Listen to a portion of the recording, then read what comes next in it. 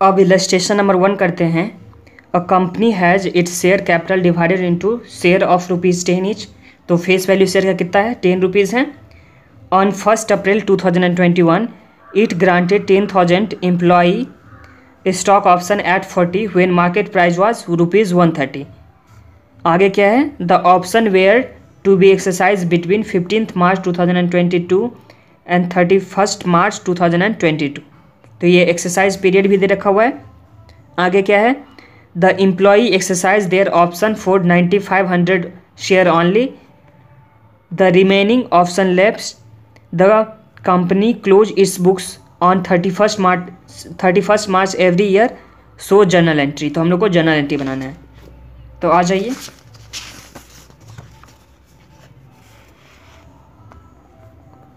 Illustration number 1 में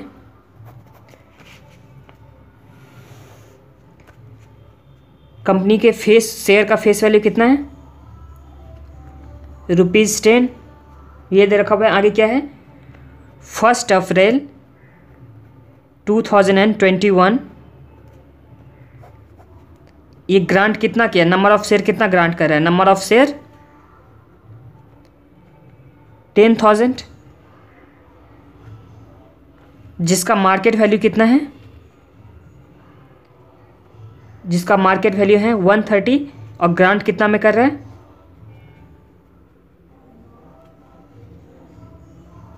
₹40 में।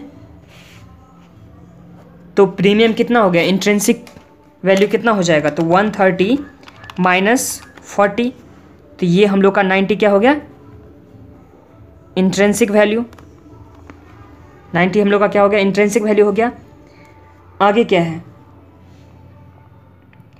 Exercise करना है 15 मार्च 2022 से 15 मार्च 2022 से लेकर के 31 मार्च 2022, इस पीरियड में एक्सरसाइज करना है। तो ये क्या हो गया, वेस्टिंग पीरियड। ये हो गया ग्रांट डेट, ये वेस्टिंग पीरियड हो गया। ये क्या हो गया, वेस्टिंग डेट। ये हो गया यहाँ से यहाँ तक, ये हो गया एक्सरसाइजिंग पीरियड। तो ये तो समझ में आ गया। तो इस बीच में एक्सरसाइज करना है यहाँ से यहाँ तक 15 मार्च से लेकर के 31 मार्च के बीच में। और एम्प्लॉई एक्सरसाइज कितना किया है, 9500, सिर्फ 9500 का ही एक्सरसाइज किया है। और बाकी रिमेनिंग क्या हो जाता है, लैप्स हो जाता है। और हम लोग का बुक्स ऑफ अकाउंट कब बनता है, 31 मार्च एवरी ईयर में बुक्स ऑफ अकाउंट बनता है। तो यहाँ ध्यान दीजिए, फर्स्ट क्या होता था, फर्स्ट हम लोग का होता था ऑन ग्रांट डेट। तो ग्रांट डेट के टाइम में कोई एंट्री बनता था क्या, तो नो एंट्री हो जाएगा। ग्रांट डेट में हम लोग को कुछ एंट्री नहीं बनेगा। दूसरा था ईयर एंड और एक्सरसाइजिंग पीरियड। ईयर एंड क्या था, डेट ऑफ वेस्टिंग।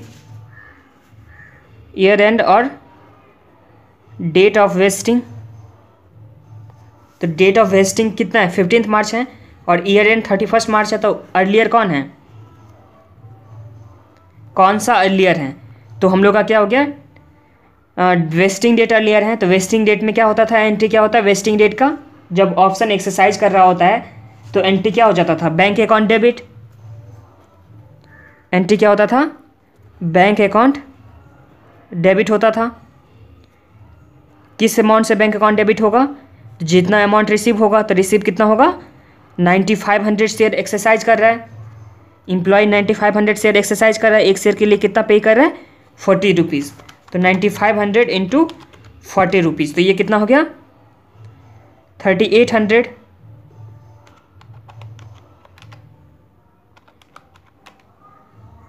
$3,80,000 ये हो गया, कितना हो गया, $3,80,000। आगे क्या होता था,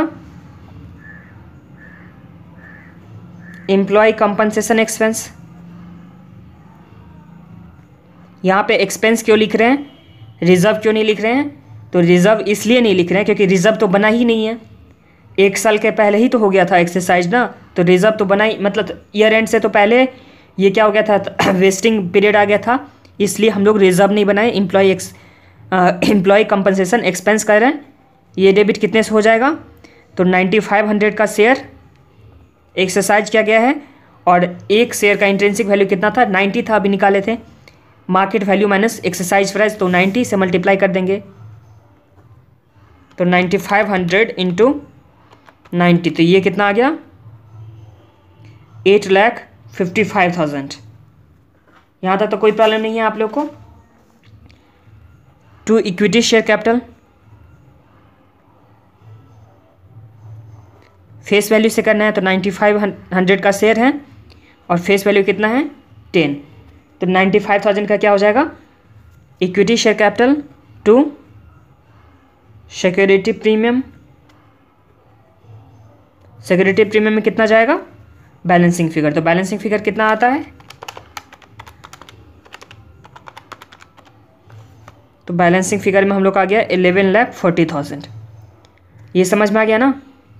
देखिए ईयर एंड और डेट ऑफ वेस्टिंग, ये दोनों में अगर अर्लियर क्या हो जाता है, वेस्टिंग पीरियड अर्लियर हो जाता है, तो सिर्फ यहाँ पे जहाँ पे हम लोग स्टॉक करते थे, एम्प्लॉय स्टॉक रिजर्व करते, वहाँ पे हम लोग क्या लिखेंगे, एम्प्लॉय कंपनसेशन एक्सपेंस लिखेंगे, क्योंकि यहाँ पे रिजर्व तो बना ही नहीं, तो रिजर्व अगर बना नहीं तो हम लोग एक्सपेंस लिखेंगे।